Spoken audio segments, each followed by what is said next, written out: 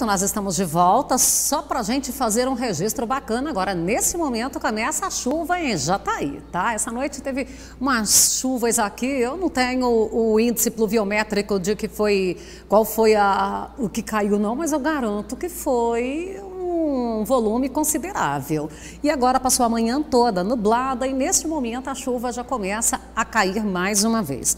E olha, o Ministério da Agricultura, ele está dispensando o registro de adjuvantes. Os produtos terão a venda livre, sem necessidade de qualquer autorização. O Ministério da Agricultura, ele decidiu cancelar todos os produtos registrados exclusivamente como adjuvantes.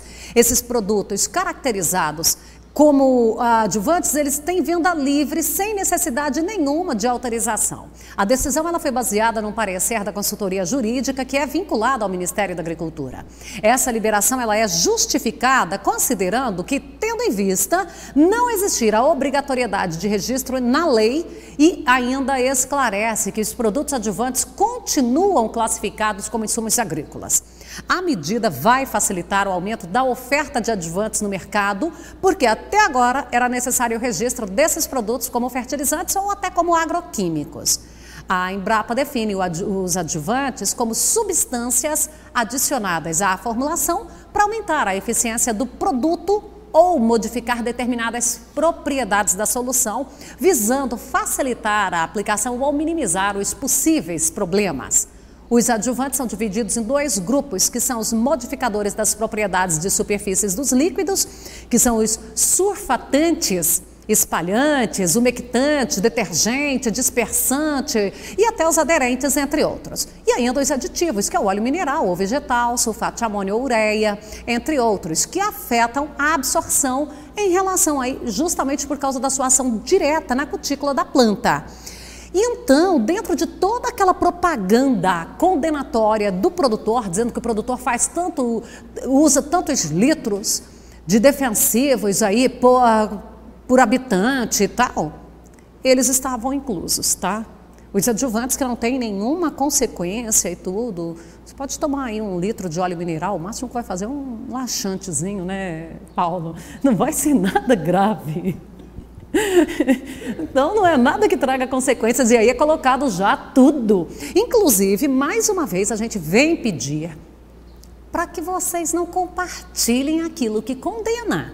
Não compartilhem em grupos. Você quer compartilhar? Manda para o Paulo aqui no privado, mas não coloca no grupo. Isso aí, a gente está alimentando o inimigo. Hoje mesmo eu criei uma discussão num grupo, porque está lá colocando que o Brasil usa até 200 vezes mais produtos agrotóxicos do que a União Europeia. Aí não traz as preservações que o Brasil faz, não traz as reservas. Olha lá a reserva nativa da União Europeia e olha a nossa. Então, só vem com essa conversa e você vai olhar lá exatamente o quê? Aí tem um pontinho lá, muito pequenininho, né?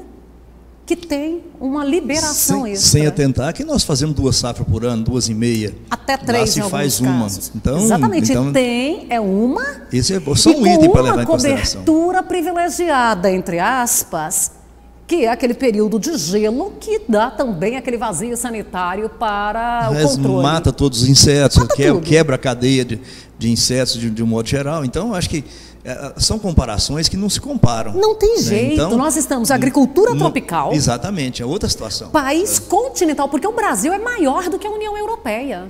Olha, e tem muita celeuma nisso, por exemplo. Vamos falar na logística reversa. A questão dos defensivos agrícolas, as embalagens de defensivos agrícolas. O Brasil hoje, Goiás, é referência nacional. O produtor rural está devolvendo 97% de todas as embalagens utilizadas no campo. Ou seja, 3% tem gente usando alguma coisa de importados aí ilegalmente e tal, mas o produtor nosso é referência hoje, Fábio. Ele não tem o que falar, ele quer realmente cumprir. Você vai lá na fazenda, criou o seu depósito de embalagem provisória, ele vai devolver para a unidade de recebimento de Jataí. E esse depósito ainda tem uma série de critérios a cumprir. Tem todos os critérios de normatização e ele tem feito de acordo com a legislação, quer dizer, ele não quer problema realmente. Então, muitas vezes criam-se essas celeumas aí, e na verdade, quando você vai estudar a fundo, não tem nada a ver. né? São coisas colocadas, como os adjuvantes colocados aqui agora, que você utiliza na aplicação dos herbicidas, dos inseticidas, né? E vai no cômputo geral, muitas vezes. Agora, com 2 safras e meia, 3 safras, olha só, realmente a gente estaria utilizando mais mesmo, porque fazemos 3 vezes mais, numa área muito maior também. Então, eu acho que são critérios, são colocações que às vezes a pessoa escuta aqui e já começa a multiplicar, sem analisar, né, o risco que está se falando isso daí e multiplicando coisas que muitas vezes não são verdades. Inclusive, uma das discussões, e essa eu falo que está aqui dentro de nós mesmo, porque tem um peso e 2 medidas, é quando começa a dizer que a intoxicação alimentar condena um produtor grande e vai lá e fala da intoxicação. E quando a intoxicação, a maioria dos casos está no pequeno, por quê? Falta de estrutura e assistência técnica. Ele não tem ali um suporte necessário. Cadê aqueles projetos lindos que a gente tinha no Brasil de Emater e tudo, sabe? Porque vai ficando... Eu não estou culpando aqui um funcionário da Emater, não, por favor. Eles trabalham em condições subhumanas. Eu sou testemunha disso, eu tive a oportunidade de ser presidente da Emater do Estado de Goiás, já no momento mais recente, mas fui estagiário da antiga Engopa, que desenvolveu as variedades de soja, que foram, vamos dizer assim, a base do desenvolvimento da soja no Cerrado. Isso, né, já faz, eu já estou lá com os meus 30 anos de profissão, então a gente acompanhou o auge e depois a derrocada do sistema. Infelizmente, os governos que passaram não deram a devida atenção, a iniciativa privada assumiu, mas a pesquisa pública ela tem papel fundamental, a assistência técnica pública.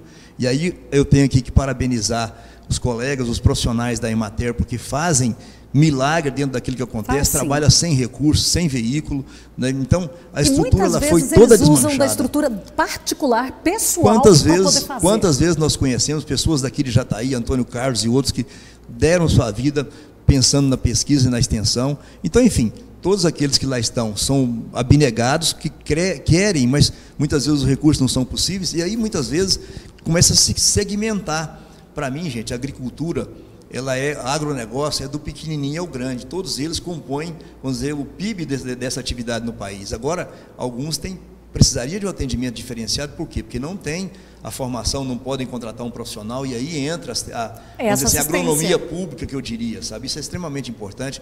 O CREA tem feito um trabalho nesse sentido, né, vai ter que cobrar anotação de responsabilidade técnica, mas tem agronomia pública que dá um desconto especial, pode atender em grupo, enfim. Então tem mecanismo para isso, e a gente tem procurado fazer essas coisas. Agora o Estado realmente tem que investir mais. O atual governo está falando que vai construir uma nova sede para a Emater, não sei o quê, mas lá no campo, o que está chegando? Quantos profissionais tem hoje à disposição do Horte Grangeiro aqui em Jataí, lá em Rio Verde, em Serranópolis, enfim. No Brasil afora. No Brasil afora. Então, isso caiu muito. Agora, é culpa de quem? É culpa nossa de não termos eleitos representantes competentes, vamos dizer assim, para nos ajudar a cobrar. Que não priorizaram. Não priorizaram, e aí sim, veio no que está acontecendo hoje. Tentaram se criar uma nova empresa brasileira de assistência técnica e extensão rural, foi criada no governo passado, mas aí não se conseguiu implementar porque não tem recurso, enfim. Há os desvios aí da produção, mas nós precisamos acreditar, e o que você falou no início do seu programa, nós precisamos nos unir, produtor, assistência técnica, eleger pessoas comprometidas com o setor, principalmente. Eu acho que isso é porque não adianta criticar político, nós só vamos resolver as coisas com quem faz as leis. Então, nós temos que eleger pessoas comprometidas com os segmentos. Acho que essa é a diferença, Fabélia. Político nós vamos precisar, ou bem ou mal nós vamos precisar deles, porque para fazer as leis. Mas agora nós temos que dar subsídio e eleger pessoas comprometidas. E é isso aí que é o nosso papel no Brasil todo, né? É ignorar os pilantras e trazer os bons. Nós temos que fazer isso. Eu acho que para o sucesso da atividade, de qualquer que seja a atividade, eu sou comerciante, eu tenho que eleger pessoas comprometidas, as eleições vão estar aí. Tem gente falando que não vai votar, eu não concordo com isso, nós temos que votar sim. Nós temos que escolher as pessoas certas, as pessoas comprometidas. E aí, é em função daquilo que ele já fez. Tem histórico de defender o sindicato, ou a entidade de classe dele, então é esse. Falar em sindicato agora vai ter que rebolar, né? Porque a lei, a contribuição sindical é obrigatória, então o sindicato que não cumprir com a sua função, vai acabar. Então essa é uma outra situação, um desavanço da lei. Que é bacana também, né? Eu acho que é importante, né? Tinha gente vivendo, quantos sindicatos faziam só política aí? Politicagem, de invasão de terra, de mais não sei o quê, patrocinado com dinheiro do associado. Assim. Então agora não, contribuição é voluntária, você vai pagar se quiser. E nós conclamamos para que você esteja junto do seu sindicato. Nós não somos favoráveis àquela situação de ignorar o sindicato, mas nós queremos você junto, contribuindo e cobrando as ações. Eu acho que é isso, sabe? Resume Paulo, tudo. Nosso tempo aqui já esgotado, eu quero te agradecer.